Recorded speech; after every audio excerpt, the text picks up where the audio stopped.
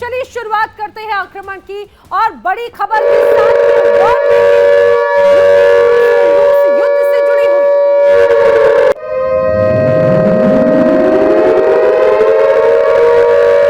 बड़ी खबर है। यूक्रेन रूस युद्ध अब नया मोड़ ले सकता है। मॉस्को अब लंबी जंग की तरफ बढ़ा है। जी हां, रूस ने लगभग 4.25 लाख की नई सेना तैयार की है। बताया जाता है 4,17,000 की नई सेना, जिसमें शांति नहीं टकराव रूस चाहता है और ये बड़े संकेत हैं। दरअसल समझिए कि मॉस्को अब अपनी इस पूरे जंग को, जो पहले ही लगभग 4 साल पूरा करने वाला है, अब अपनी इस जंग को और विस्तार देना चाहते हैं, विस्तार करना चाहते हैं पुतिन। और यही वजह है कि अब रूस कैसे अपने सैन्य बेड़े को, सैन्य ताकत को और विस्तार कर रहा है और मजबूत कर रहा है। उसकी जो तस्वीर सामने आई वो यही दर्शाती है। तो क्रिसमस के एक दिन पहले, क्रिसमस के दिन और रात भर रूस ने यूक्रेन पर भयंकर बमबारी की। मिसाइल हो या ड्रोन, लगातार यहां पे बारिश की गई और यूक्रेन के कई शहरों में हाहाकार मच गया।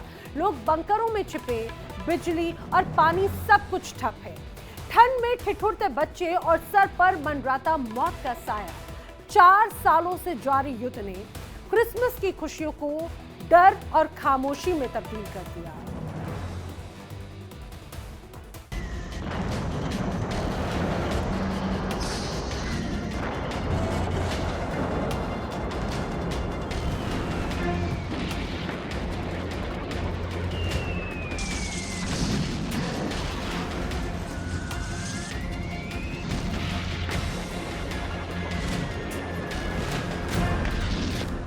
क्रिसमस शांति, रोशनी और उम्मीद का त्योहार।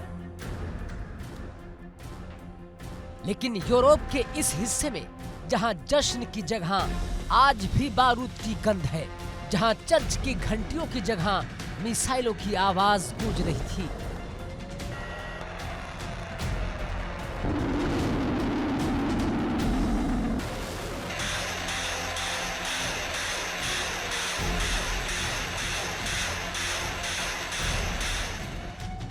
तकरीबन 4 साल से जारी रूस यूक्रेन युद्ध ने इस क्रिसमस को भी खून और खामोशी में बदल दिया।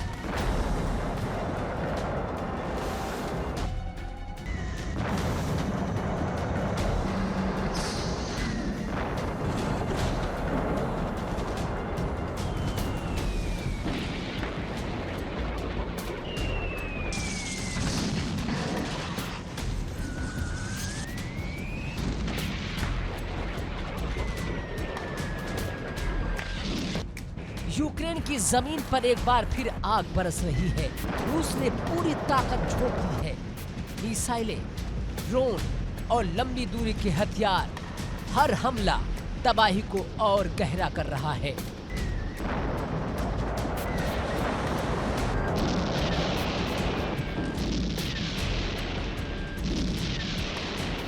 क्रिसमस की रात जब लोग अपनों के साथ होते हैं, यूक्रेन के कई शहरों में लोग बंकरों में छिपे रहे।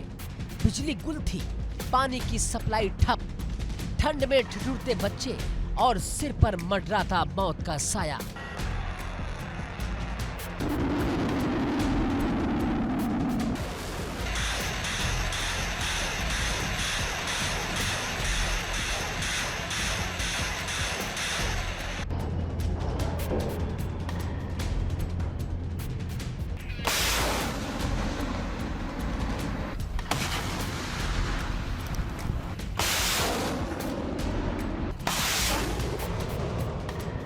रूस का दावा है कि ये हमले सैन्य ठिकानों पर है, लेकिन हकीकत ये है कि इस जंग की सबसे बड़ी कीमत आम लोग चुका रहे हैं। घर उजड़ चुके हैं, परिवार बिखर चुके हैं और हर दिन डर के साए में कट रहा है।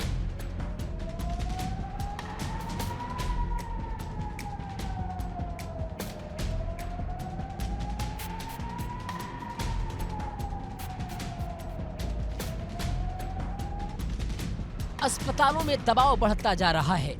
चिकित्सा संसाधन सीमित है। डॉक्टर और नर्सें बिना रुके काम कर रही हैं। लेकिन सवाल वही है, आखिर ये जंग कब थमेगी? यूक्रेन की ओर से लगातार अंतर्राष्ट्रीय समुदाय से मदद की गुहार लगाई जा रही है।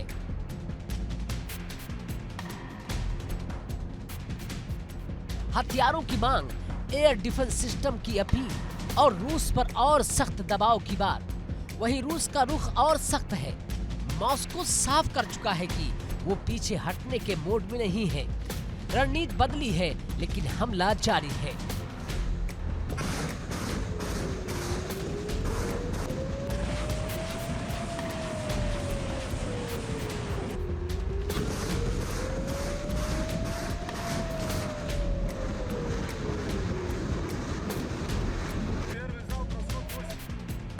इस युद्ध का असर सिर्फ रूस और यूक्रेन तक सीमित नहीं, पूरी दुनिया इसकी कीमत चुका रही है। ऊर्जा संकट, महंगाई और वैश्विक अस्थिरता, नेटो देशों की चिंता बढ़ी हुई है।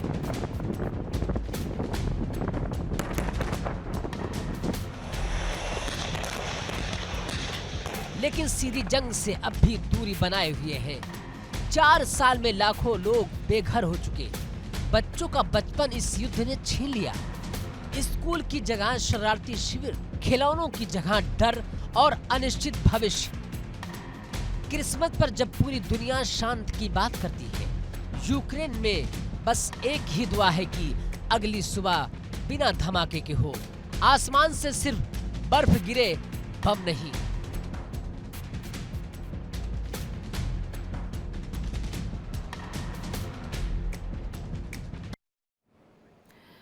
और आइए आक्रमण में अब बात कर लेते हैं अगली बड़ी खबर की। अगली बड़ी वॉर ब्रेकिंग, रूस और यूक्रेन तनाव से ही जुड़ी हुई बड़ी खबर है। रूस के हमले से यूक्रेन के ओडेसा में जमकर हड़कंप मच गया है। हमले से ओडेसा के कई बड़े हिस्से पूरी तरह से अंधेरे में है। पूरी तरह से ब्लैकआउट यहां पर हो चुका है।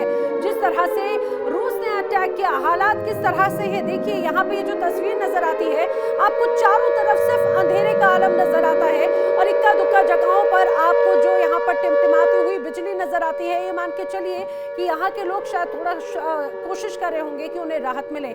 लेकिन जो तस्वीर है ओडेसा के बड़े इलाकों पर यहाँ पर किस तरह से टारगेट किया, अटैक की वजह से 12 से 15 घंटे तक यहाँ पर पूरी तरह से ब्लैकआउट रहा है। बड़े हमले लगातार ओडेसा पर रूस की तरफ से किए जा रहे हैं। लगभग 4 साल से चल रही रूस और यूक्रेन के बीच की जंग कितनों की जान ले चुकी है और कब तक ये जान लेती रहेगी, इसका जवाब शायद किसी के भी पास में नहीं है। लेकिन इतना जरूर तय है, हर गुजरता दिन इंसानियत पर एक और वार है। क्रिसमस के दिन भी अगर बंदूकें खामोश नहीं रही तो समझिए कि आखिर क्या हालात हैं यहाँ पर। सवाल यही, क्या दुनिया अभी भी शांति की कीमत समझेगी? शायद इन्हीं तबाहियों का मद्देनजर रखते हुए अब ज़ेलेंस्की ने इशारों में कहा है कि काश वो मर जाए। यानी कि ज़ेलेंस्की ने मांगी है पुतिन की मौत की दुआ।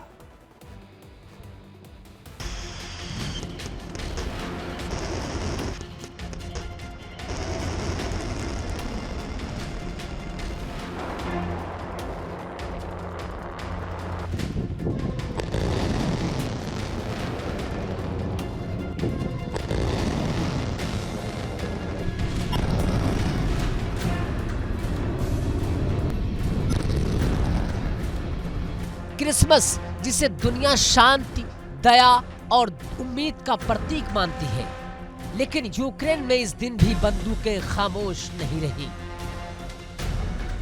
मिसाइलों की गूंज, ड्रोन की गड़गड़ाहट और डर के साए में गुजरी एक और रात। रूस ने क्रिसमस की पूर्व संध्या से ठीक पहले यूक्रेन के कई इलाकों को निशाना बनाया। बड़े पैमाने पर मिसाइलें हमले, जिसमें 3 लोगों की मौत हुई और देश भर में बिजली सप्लाई बुरी तरह से बाधित हो गई।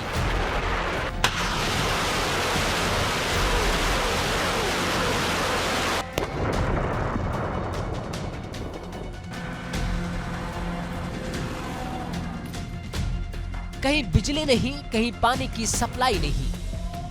ठंड में कांपते लोग और सवाल सिर्फ एक, आखिर ये सब कब रुकेगा?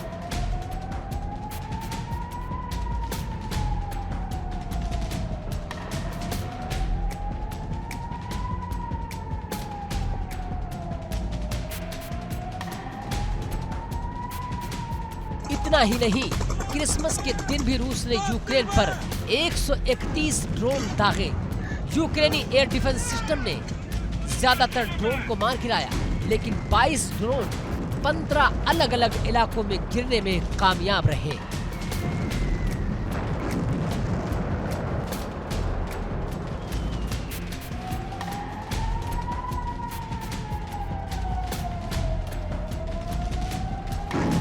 जिससे नुकसान हुआ, ये हमले सिर्फ इमारतों पर नहीं बल्कि आम लोगों की जिंदगी पर है। घर उजड़ चुके हैं, परिवार बिखर चुका है और हर त्योहार एक और डर बनकर आ रहा है।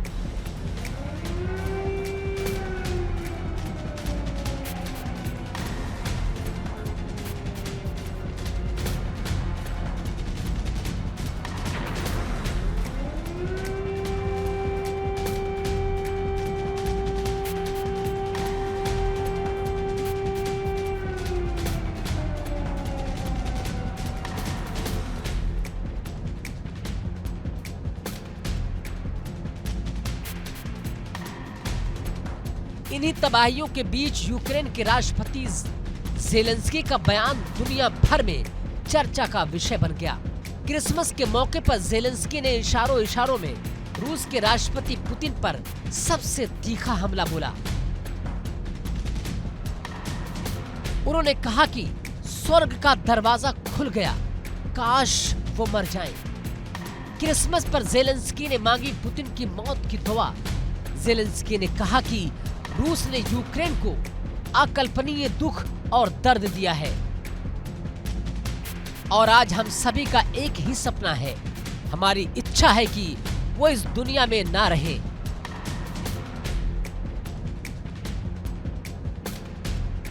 ज़ेलेंस्की का ये बयान ऐसे वक्त आया जब रूस ने क्रिसमस की पूर्व संध्या पर पूरी ताकत झोंक दी।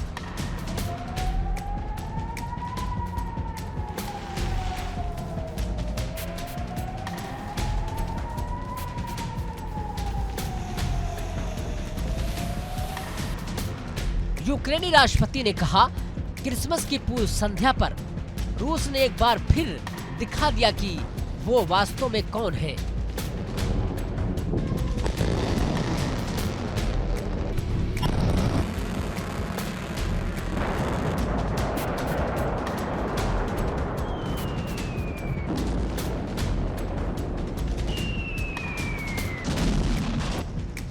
भारी गोलाबारी, सैकड़ों ड्रोन, बैलिस्टिक मिसाइल, किंजल हमले, सब कुछ झोंक दिया।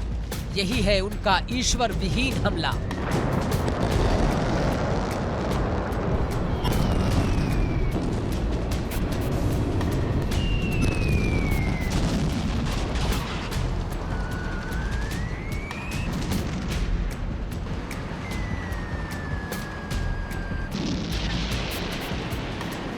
वहीं रूस की तरफ से इन आरोपों को खारिज किया गया। मॉस्को का दावा है कि हमले सैन्य ठिकानों पर किए गए, लेकिन जमीनी हकीकत कुछ और कहानी कहती है।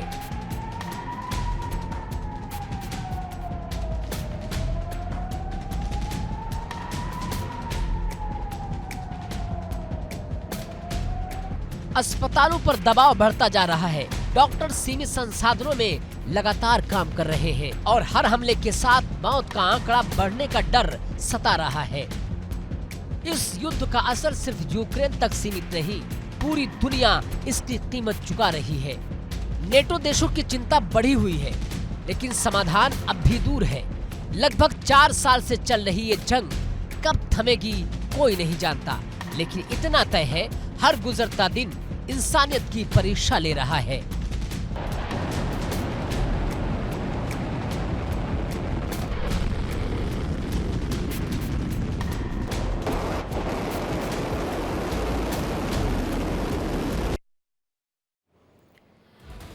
और आक्रमण में अब बारी है अगली बड़ी खबर की। अगली बड़ी खबर खेरासोन में यूक्रेन की जबरदस्त एयर स्ट्राइक यहां पर देखने को मिली है।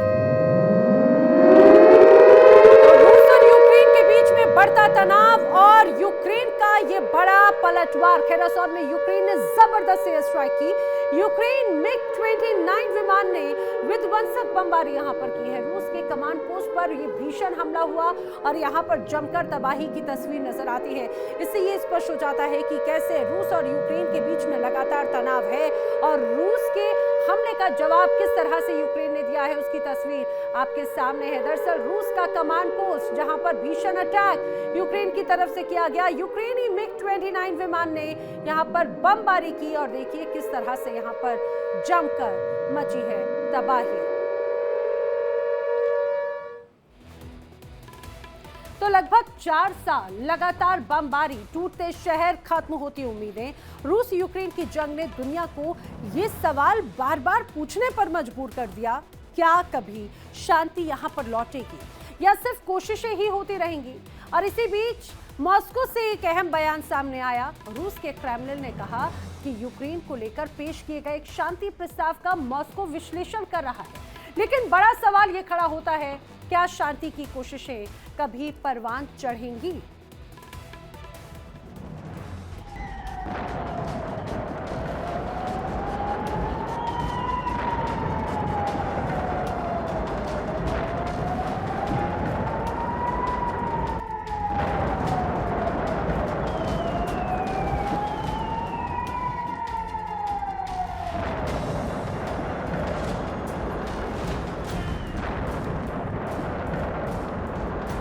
क्रेमलिन के प्रवक्ता दिमित्री ने जानकारी दी कि ये प्रस्ताव रूस के एक विशेष दूत की तरफ से हाल ही में अमेरिका के अधिकारियों से मुलाकात के बाद सौंपा गया। जानकारी के मुताबिक रूस फिलहाल इस प्रस्ताव के हर पहलू की जांच कर रहा है और इसके बाद राष्ट्राध्यक्ष के फैसले के मुताबिक अमेरिकी पक्ष के साथ आगे की बातचीत होगी। ये जानकारी राष्ट्रपति के विशेष प्रतिनिधि दिमित्री एव द्वारा की गई थी, जो निवेश और आर्थिक सहयोग के लिए रूस के विशेष दूत हैं। दिमित्री एव ने पिछले हफ्ते अमेरिका के मियामी शहर में अमेरिकी अधिकारियों से मुलाकात की थी। इस बैठक के बाद शांति प्रस्ताव सामने आया। अमेरिका लंबे समय से इस युद्ध में कूटनीतिक भूमिका निभाने की कोशिश करता रहा है और अब एक बार फिर बातचीत के रास्ते खोलने की कोशिशें तेज होती दिख रही हैं। दावा तो ये भी किया जा रहा है कि दिमित्री येव ने मियामी यात्रा के नतीजों की जानकारी सीधे रूसी राष्ट्रपति पुतिन को दी है, यानी अब फैसला सीधे क्रेमलिन के शीर्ष स्तर पर होना है। क्या रूस इस प्रस्ताव को आगे बढ़ाएगा या फिर युद्ध की राह पर बढ़ता रहेगा?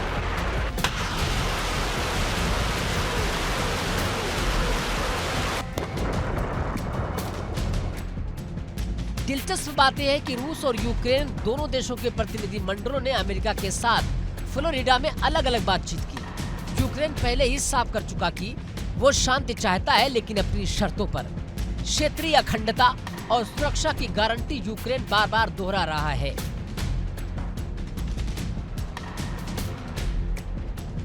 रूसी समाचार एजेंसी स्पुतनिक के अनुसार दिमित्री एव ने मीडिया से कहा कि युद्ध भड़काने वालों की कोशिशों के बावजूद रूस और अमेरिका के बीच वार्ता को बाधित नहीं किया जा सकता। यानी एक तरफ जंग जारी है तो दूसरी तरफ कूटनीति के दरवाजे भी पूरी तरह बंद नहीं हुए हैं। लेकिन सवाल बड़ा है, क्या ये बातचीत वाकई शांति की ओर बढ़ेगी या फिर ये पहले की तरह सिर्फ एक कूटनीतिक औपचारिकता बनकर रह जाएगी? क्योंकि जमीनी हकीकत यह है कि हमले अब भी जारी हैं, ड्रोन, मिसाइलें और तबाही का सिलसिला थमने का नाम नहीं ले रहा।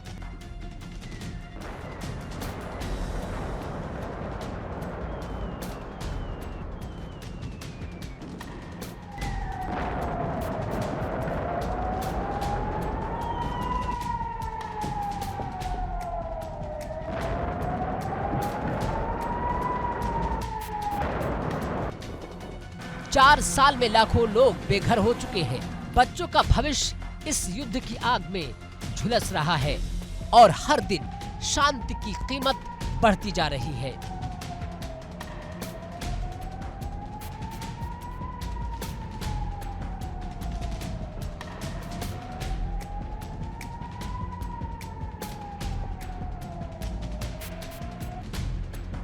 नेटो देश भी हालात पर नजर बनाए हुए हैं, लेकिन सीधी दखलंदाजी से अब भी बचते दिख रहे हैं, जिससे ये जंग और लंबी खिंचती नजर आ रही है।